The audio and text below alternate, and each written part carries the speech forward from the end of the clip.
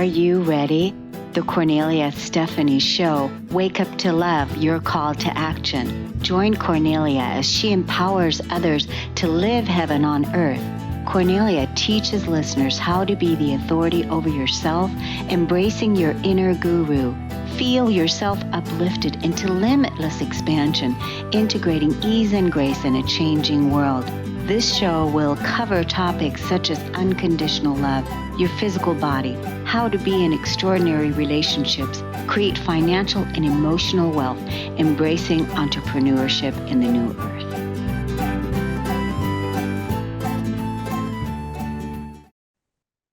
Yay! Welcome, everyone. Cornelia Stephanie here on Stories of Hope. On Fridays, we offer stories of hope of featuring people that have overcome extraordinary odds with all kinds of horrific challenges and how they have survived and thriving and persevering and doing well and helping others.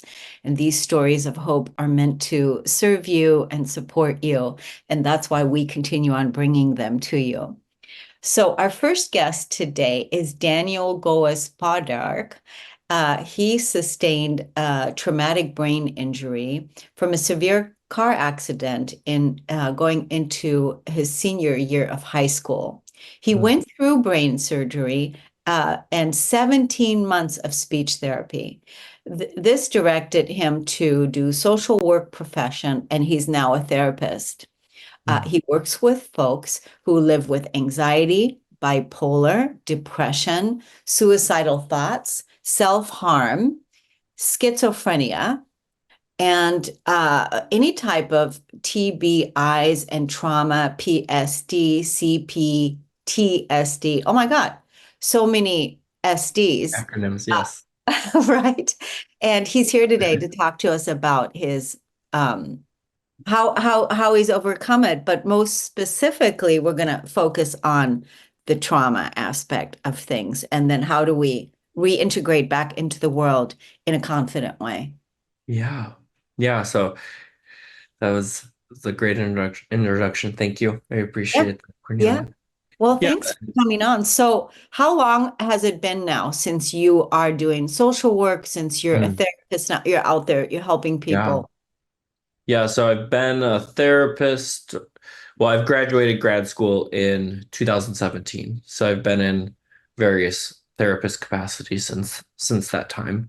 Currently have my private practice, and that has been up and running since early 2021. So, uh, but even before then, right? Like the TBI that I sustained was in 2009, so it's just Oh, over 15 years.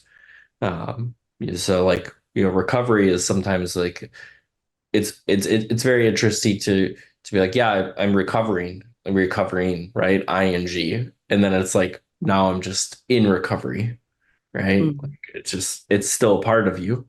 You can't mhm, go back, right? But mhm. there's, as you mentioned too, there's that trauma element, the PTSD, just the trauma response or complex PTSD, CPTSD, right?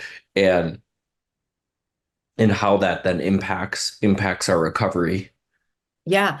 So, I find, with trauma myself, like, because when I do work, I do a lot of emotional clearing from the past, or when I'm clearing an emotional core wound or something like that from the past.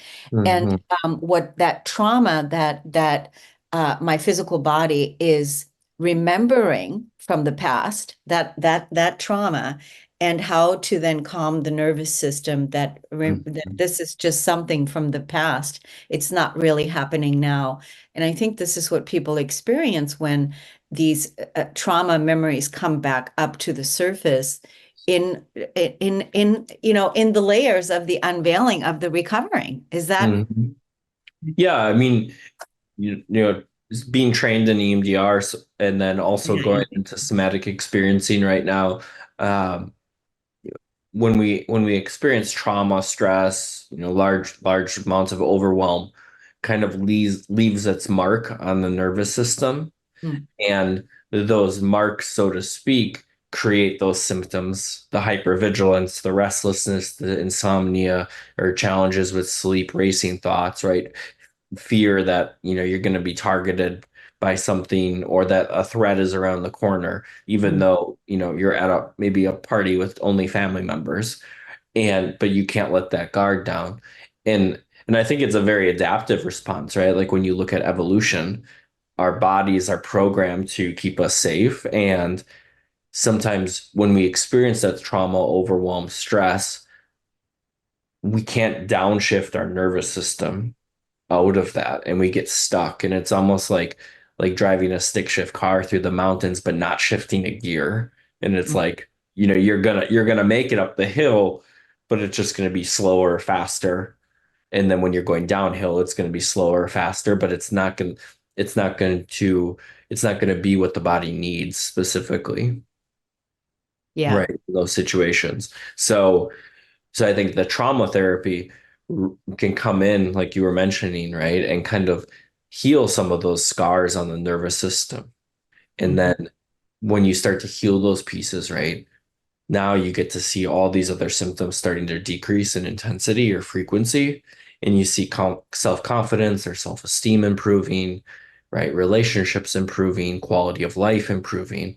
And it's just it can be a very slow process depending on if it was childhood trauma or a 40-year-old who just got into a car accident, right?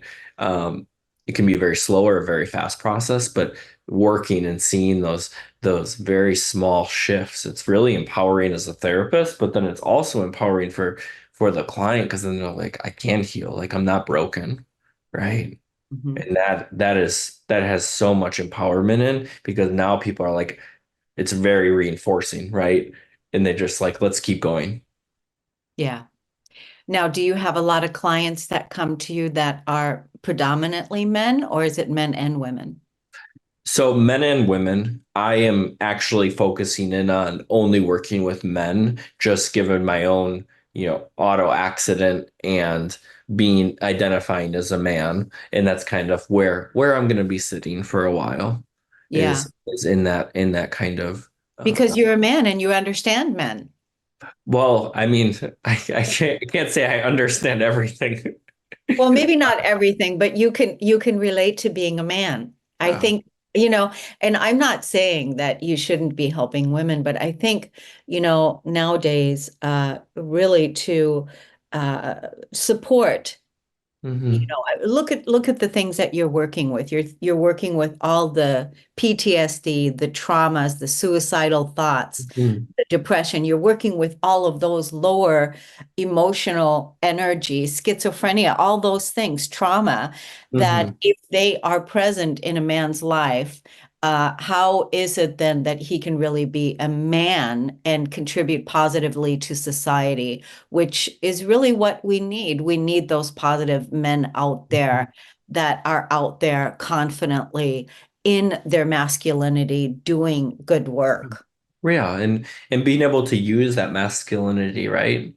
I mean, there's a lot Positive. of yeah, there's a lot of beauty in it, right? And to be able to own that and so working with men, fathers, husbands, sons, but then also even more so like the EMS profession, military profession, Yeah. healthcare workers, right? Because there's a certain chronic traumatization inside of those fields Yeah. where yes, you signed up for the job or you went, right?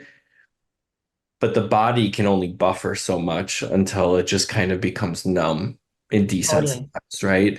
But Yeah. then what happens sometimes, right? I don't want to speak for everyone, but then that sense of numbness just kind of pervades everything, right? And then Hmm. there's numbness when you're hanging out with your kids or your spouse, or even when you're in a hunting stand or fishing. Like that connection to life, that connection to your body dissipates because of that numbness. Yeah, I think that's really important to note, that numbness, because then you're just this was a coping mechanism for you, right? To be numb, to kind of neutralize yourself or protect yourself. And now that then has just become the way that you show up to all the things that you relate with. Yeah. So, you And know, again, it's very adaptive, right? Yeah. Very adaptive. The body's like, okay, we're going back into this. Like we just need to shut off. We just need to shut off. But then it gets stuck, right? And that's the goal of trauma therapy is to allow for that nervous system flexibility to be in there. Because Yeah. if somebody breaks into your house, you need to be able to defend, right? Totally. That's You what I need to be mean able by to live. masculinity, like a man Right. really being out there to Hmm. protect and to really, show up for their families and their communities. That's what I mean. But if they're coming from a depressed state or from a Hmm. traumatic state or from a non-confident state, then they're not being really who they came here to be. Right.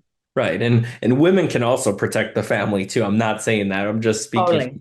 from the men's lens, right? Because there are the stories of women lifting up cars when their kids are trapped and right, Yeah. they're powerful beings. But if I need a tire changed, I'm still going to be the person that's going to wait for the man to come and say, "Oh, let me change that for you." If I need something opened or fixed or whatever, I'm still looking for the man. Mhm. Women, that's what it is that, we want, but don't mess with our children. That's when we can Yes. pick up Right. cars and we Yeah, can right. all kinds of things, right? How old are your clients? Like how old are the men that are coming to you? So typically 18 and up. So I only work with adults. Okay. But I get there's it just kind of depends on maybe the season or the time of the year, but there are the people that have been married for decades plus, and they're like, you know what, my marriage is kind of going downhill, and all these things are kind of coming up. And there's also the people that come in where they're like, you know what, like I don't know how to handle like this infidelity in my marriage or whatever it is, or that trauma element of Yeah. trust and betrayal. So really it depends. It's a spectrum, but I work with 18 and up, and yeah, my kind of clientele is across the age spectrum. Well, Daniel, let's tell the audience how they can find you on social media, people that are looking out Yeah, to connect with you on social media. Let's give sure. everybody your Yeah, handle. for sure. So Instagram is at revitalize_mental health, and that's the same for TikTok. Facebook, it'll come up if you search for that. I'm on LinkedIn as well. And then, revitalizementalhealth.com is the website. So you can check out a bunch of services, different diagnoses and kind of symptom presentations there. And then I'm licensed in Colorado and Wisconsin. So if you're residing in one of those two states, I can work with you if that's something that shows up. So. Well, I appreciate the work you're doing. I think it's wonderful the work that you're doing, and I want to thank you so much for coming on the show today and Thank you so again much. having this wonderful conversation, Daniel. Thank you so much. Thank you so much. Take Yeah. care. We're going to take a break on the Cornelia Stephanie Show, everyone. We'll be right back.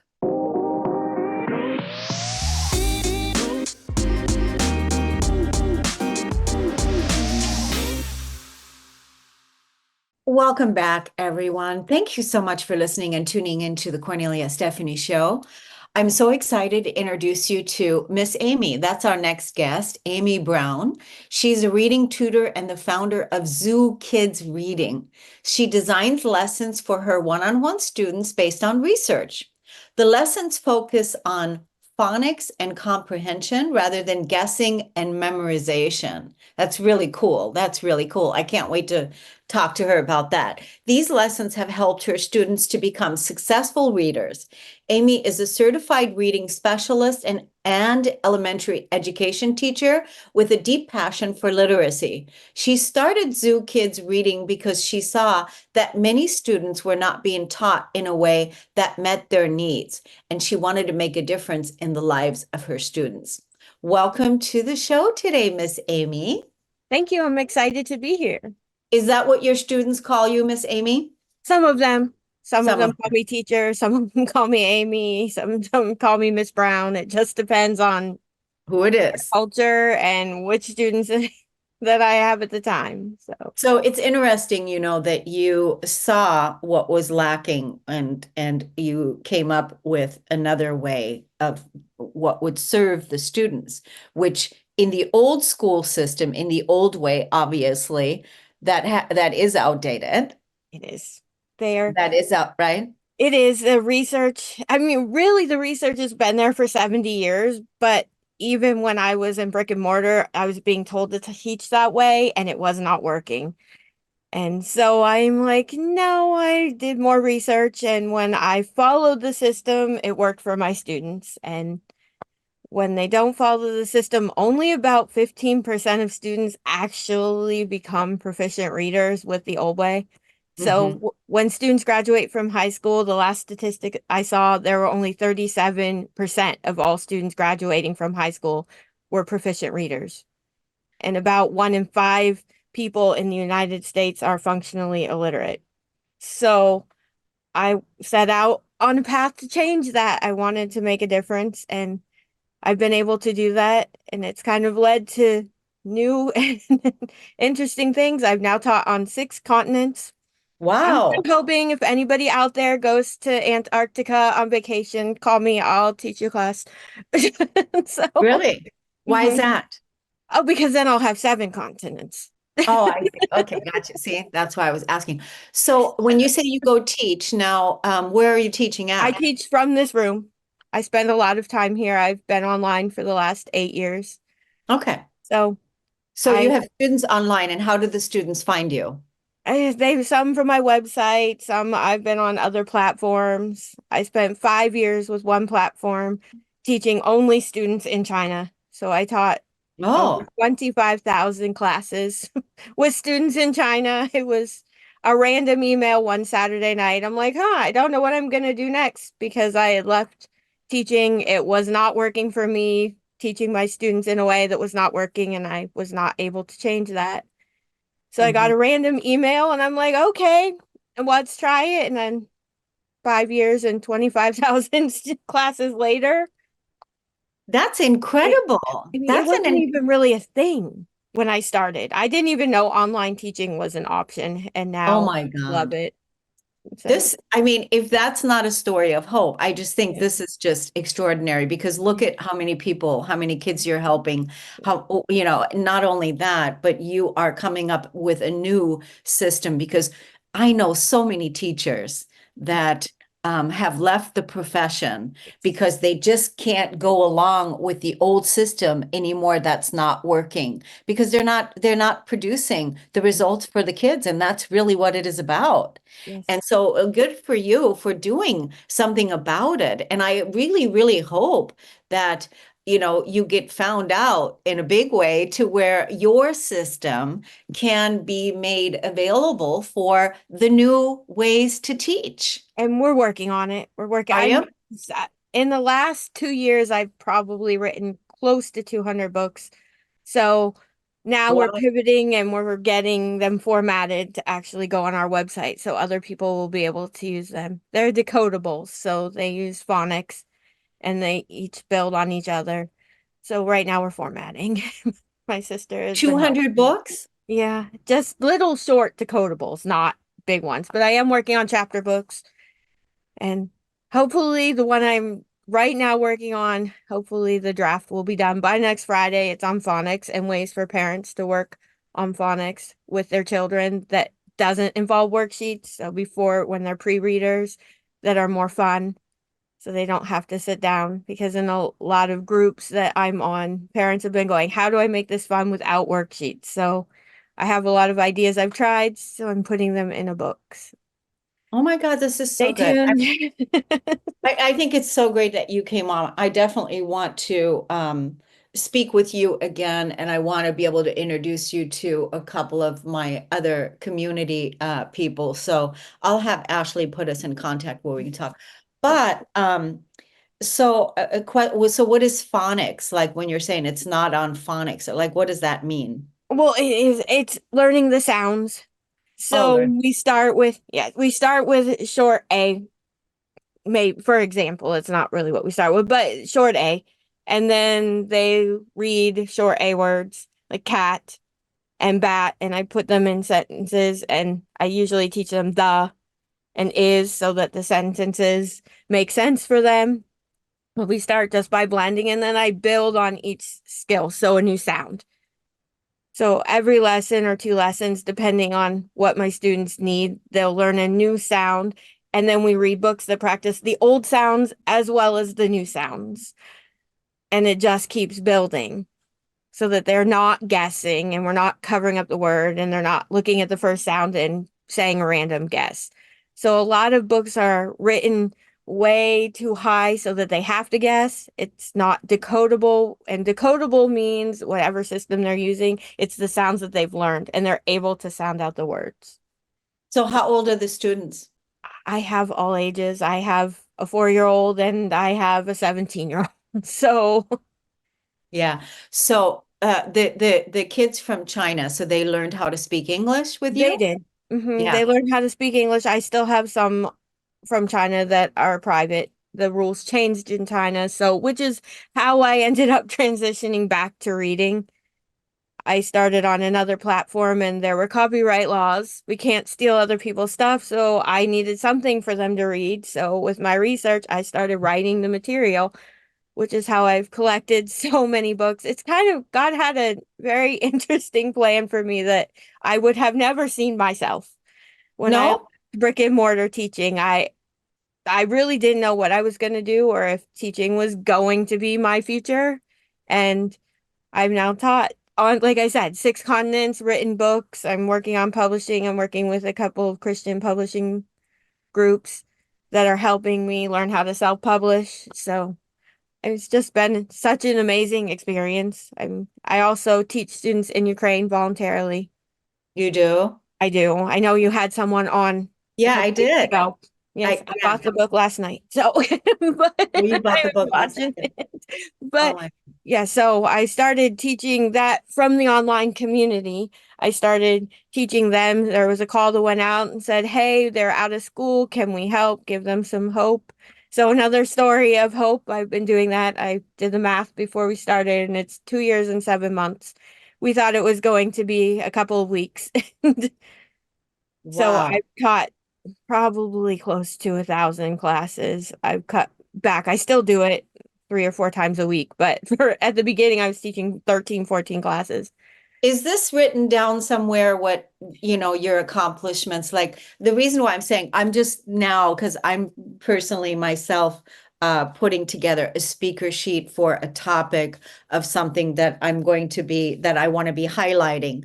And one of the things that I noticed that I really want to do on this sheet is to be able to list some of the accomplishments. And like all the classes and everything that you've taught, to have this all really listed in one place, to shine the light on that with with your passion, with your photo, what you're doing. Is that written down somewhere? No, I probably should get that written down somewhere. I'm working on it, but yeah, and I that's mean, you've got a lot of work to do, but I think, yeah. having that written down, it's kind of like, acknowledging on a professional scale what you've accomplished at this time, over the course of the years. Like you said, this wasn't your plan, Mhm. that this wasn't something that you were even setting out to do. It just happened. And like you just flowed with it. And we're just, you knew the old system wasn't for you anymore. It wasn't working. And because you saw I wasn't producing the results with the kids, and you're like, well, why am I here then? Yeah, it was very frustrating. I was being told to teach my poor kindergartners who didn't even know the letters in their name to read contractions. And I said, why am I doing that? Where is the research that tells me this works? There wasn't any, but it didn't matter. And it was a very hard choice. I think there are a lot of teachers making that hard choice because it's our calling. We love to teach, we love our students. Yeah. And there are sometimes I tell everyone, please don't blame your teacher Yeah. because your teacher may not be allowed to teach what they know is right I or think that's they the were not biggest taught. thing. Yeah. So it's something I always say, they're like, my teacher's not doing that. I'm saying, and I said, in colleges, the universities still aren't teaching the new way. They're still teaching the way that we know doesn't work, which has led to 1 in 5 not being able to read. Yeah. And there's no reason for that. They said if they're teaching it this way, at least 97% of all people should be able to read. Yeah. So, Yeah. yeah, it's I hard. mean, it's an important piece. You look really young to me. So I'm do you not, but I just look younger than I am. Oh, you do? You're one of those lucky I'm one people? of those people who, when I went to college at 18, everybody wanted to see my driver's license because they thought I was 12. They asked me how I Right. was there. Okay, you're one of those people. I'm Okay, one of yeah. those people. Yes, Okay, so you look, do you have children I yourself? don't. I have a dog. Us. So it's so interesting, right, to see you to be so passionate about this. And what a wonderful gift that you're laying out for the future on this planet, for the people that you're helping, the kids that you're raising, the kids that you're teaching. What you're doing is giving them such a gift. Such a gift. And it's huge. That's why that speaker sheet, that sheet, it has to be written out. It has to be, like what you said to me, all the continents that you've taught at and all the classes that you've taught over the years, that all has to be highlighted and celebrated and put like golden seals on. It's a big deal. It is. And some people look at it like it isn't, but I say I never thought I'd be here. If you would have told me I'd be working on publishing books or I've taught thousands and thousands of students. I'm from a small town. I would have never thought that I would teach students in China, in Myanmar, in Ukraine, in Tanzania. I've taught a Bible translator English. I've taught in two Yeah. war zones. So Myanmar is also a war zone. Most people do not know that that's happening, but my poor students lost everything and were living in the woods for a while, and it was very scary. It's still a very scary time, but Yeah. Wow. And here you are. It takes somebody that has a lot of patience that can insane. sit with someone. I mean, because even when you're talking like this, that people are in the woods or they're in living in a war zone, how can children concentrate and feel safe Yeah. enough to like learn? Yeah. And also our students in Ukraine will hear they're like, "Hold on, teacher, the sirens are going off. We have to move to the hall." So Wow. it's been, or sometimes you'll get on and they'll be like, the fireworks are coming. They call them fireworks, even though they're rockets. But they're like, Kiva's broken. And it's just heartbreaking because I mean, I've been teaching some of these students for 2+ years. So, but it also reminds you to be grateful for what we have, that Yeah. we're not living that life. And so every time they come on, and if there's a couple weeks you don't see them, it's like, okay, please show up today. I need to know you're still okay. Oh, Because bless a your lot of them children. are where it's getting. So, but I think we gave them hope, and Yeah, I've you learned a lot from teaching them, and I've also learned I was always grateful, but now I'm more grateful, I think, did. because when your students have lost everything, it's really Yeah. hard to complain about what I call first world problems. It's really hard to be like, this is really bad, and it's like, nope, wait, sometimes I So do. is this work that you're doing, like because the other thing that's coming up for me, like I want to right away find out about how you're getting paid. We And don't get paid. It's been all of the classes in Ukraine and Myanmar are volunteer. So we made that choice, and we that's said our person who organized it said, "Do you want to stop?" And we said, "We'll stop when they stop coming." And they have not okay. stopped coming. So a lot of people have dropped and stopped, but there are a few of us who've been there from the beginning, and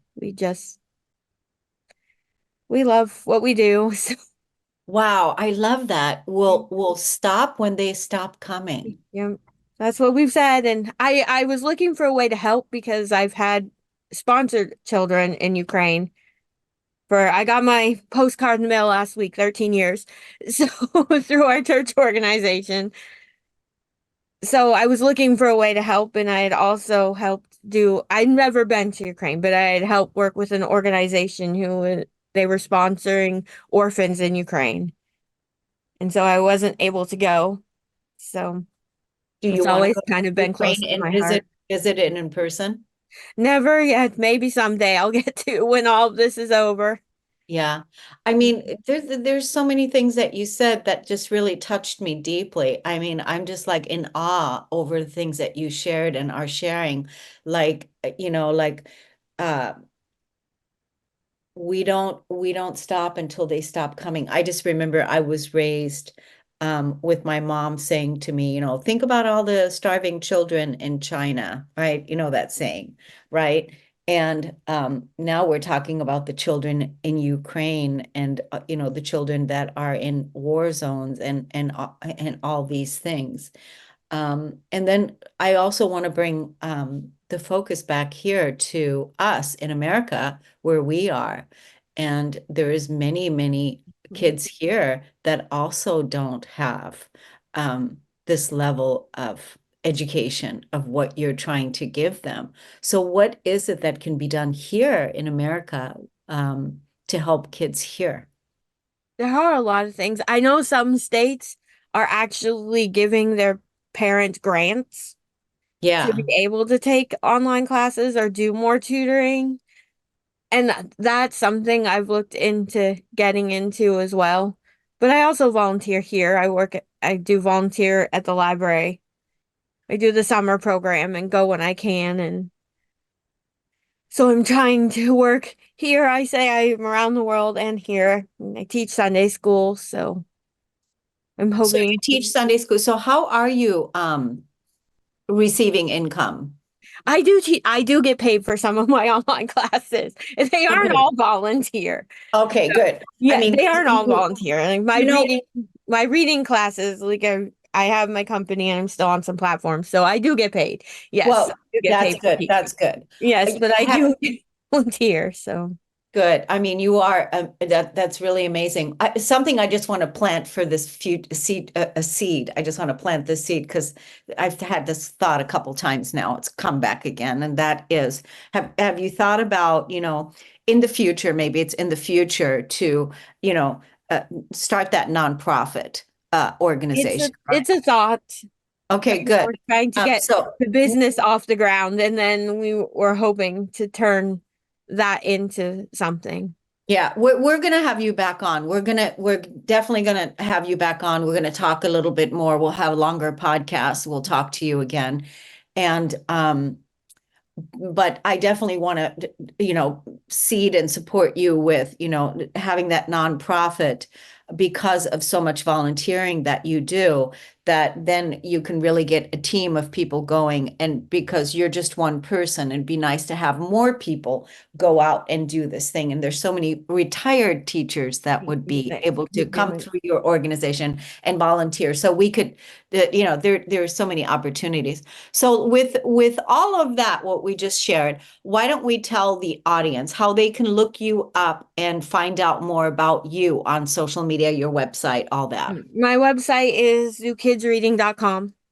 It's Your kid, very Z, zoo kids. Yes, because Z, a O, lot Z. Yeah, ZOO because I spend a lot of time with animals in the zoo, and part of my reading also talks about animals. My sister and I are writing animal books, and my dog has her own YouTube channel with animal videos. But yes, oh my God. zookidsreading.com.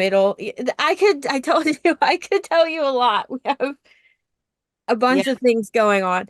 So I love the YouTube channel for the dogs. I have to look at that. I have to she look. has her own Instagram. That is Zoe's and then ED/Ventures Is on. she famous? Is she getting a lot Well, of likes and support? I don't know if she's famous, but she's met students and pets on 6 continents as well. So she's famous for my students. But Yeah. yes, all of that is on zookidsreading.com, and you can find me on Facebook and Instagram from there. And stay tuned because the books that I told you I was writing will also be good for parents who, if they are not able to pay for tutoring, it's going to teach them how to do it. And the hope is to have like a big group class and say, here, do this and do that. You So need to have your own school, period. You need to have probably, your own, you need I to do have have 10,000 books. I always say I could run my own school out of my house yeah, because that's what I'm saying. You need to be the director. You're like, I know you're a creator, obviously. creator. But you I'm a you're a creator. teacher, you're a creator, you're a teacher. You're amazing, but you definitely need the resources of other people that can come and be with you in that nonprofit and then have a business for profit as well. And those two have that profit business feed that nonprofit. Yes, because Like, I'm only one person. As and much you as have such great, you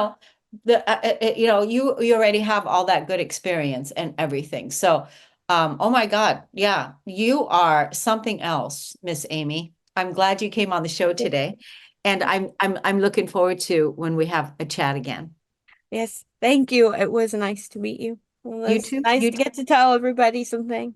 Yeah, good. And the link that you have, by the way, for this show is the same for the replay, FYI, for people that couldn't join you. Okay. Okay. All right. So we're gonna take a break now on the Cornelia Stephanie Show. We'll be right back, everyone.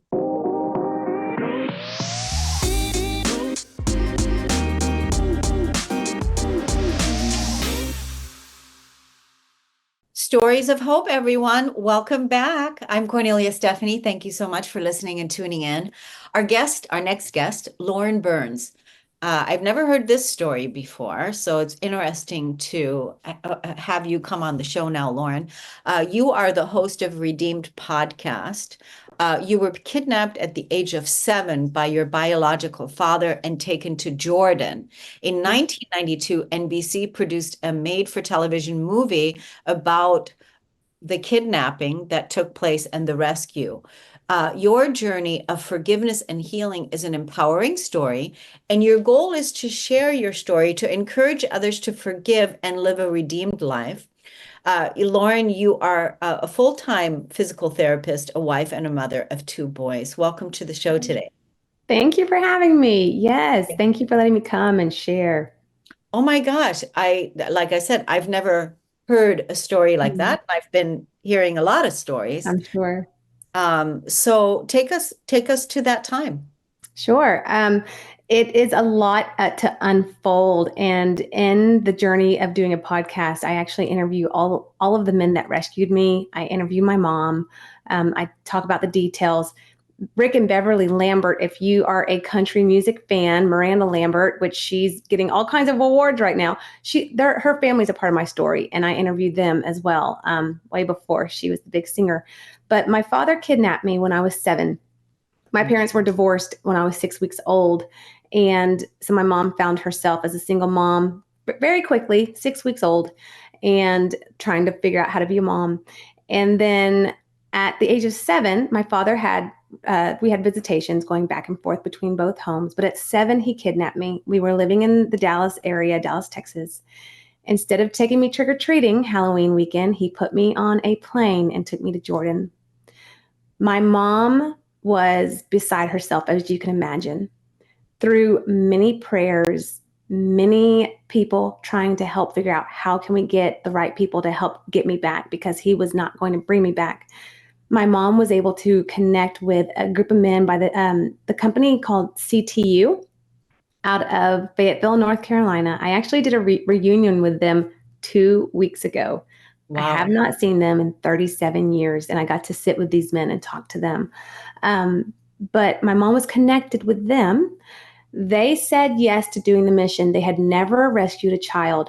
They were ex-military. They did contract work doing some security work. They rescued adults that had been taken for various reasons, but I was the first child. And so they told my mom, this is very risky. It's going to cost a lot of money, and the United States will not help us if we're captured, because there's no treaty with Jordan and the United States. And my mom said, I don't care, whatever it takes. I want to, get my daughter back. And so they agreed to do the mission. So my mom's job was to go to Washington and try to get paperwork for me, because how do you get a passport for a kid when you don't have the kid? So she was saying that that's one of the hardest things she had to do, was get all the paperwork, the border passes, the visas, and all of that. The men, Dave Chatelier, he was the first in Jordan. His job was try to find my dad's home, and find an escape route out of Jordan, because you can't just put me on a plane and fly me out of there. Well, he was there for about 3 weeks looking everywhere, and he never could find me. So he called Dawn and JD in, Don and JD were there for about a week and a half, and they were working on a visa, so their time was ticking down. One day, JD and Don were standing on the streets of Jerash, and JD was like, I've done all I can and we can't find her. So he's like, it's time to pray. So he began to pray and said, God, you've got to help me find Lauren. About that time, he's standing on the street and a school bus pulls up, and I have dark olive colored skin, darker hair, but I have bright blue eyes, and they all had photos of me.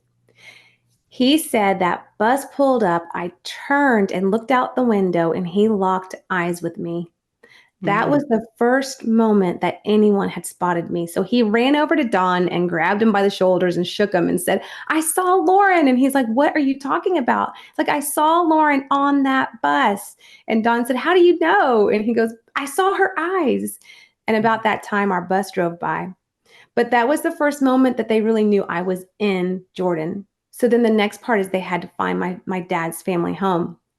And they had to actually call my mom. My mom flew into Jordan because they couldn't find the house without my mom's help. When my mom got there, nothing looked the same in Jordan. The dirt roads were paved. The little buildings were now big. So she was like, how am I going to find her? I don't know how to find her in this city. She got down on the floorboard of the car while Don was driving and just began praying, God, you've got to help me find her. You haven't brought us all the way here to not even find the home. And that's when she said, it's like God just started showing her which way to go. And so she said, go left, turn straight, go right. And she looked out the window and she saw my dad's car sitting on the street corner with Texas license plates because he had his car shipped there. Oh, Then Don looked up and saw my dad come out of the building. And that's how they found the house where I was. wow. It was amazing. So then they put together the rescue mission. They decided that it was too dangerous to take me out of my father's home because he was right there near a police station. It was a crowded area. But the school bus had one stop in a little farmhouse on the outskirts of town. And so they decided that's what they were going to do. They were going to hijack the school bus and get me off. And they go through the details when I interviewed them of how they did that. But Wow. they pulled up behind the bus, blocking the bus in. Don got out of the car and went over to the bus driver and started speaking English to get his attention. The bus driver could not understand what he was saying. Mhm. Then JD went around and pried the doors open and got the keys out of the ignition and threw them in some bushes. So that way they would go looking for the keys and not go run to the police. My mom, and there's lots of things I've forgotten about my story, but I won't never forget the moment I saw my mom for the first time. She looked through that window, tapped on the window, and was motioning for me to come to her. She was, hair was covered. She was dressed in like typical Jordanian clothing. And I just froze in my seat. And I just remember looking at her thinking, that looks like my mom, but how can it be? She's all the way in Texas. I froze. I felt like I was just in a dream. My mom got on the bus, pushing her way through all the kids. She scooped me up, grabbed my backpack, pulled me off the bus, and then a lady chaperone jumped on her back. And so she had to let go of me and turn around, and she punched the lady in the nose. There was bleeding going down her face. We were able to get in the car. They hid me in underneath some blankets in the floorboard. And we started our way towards Israel because the plan was for us to escape from Jordan into Israel over a secured border called the Allenby Bridge.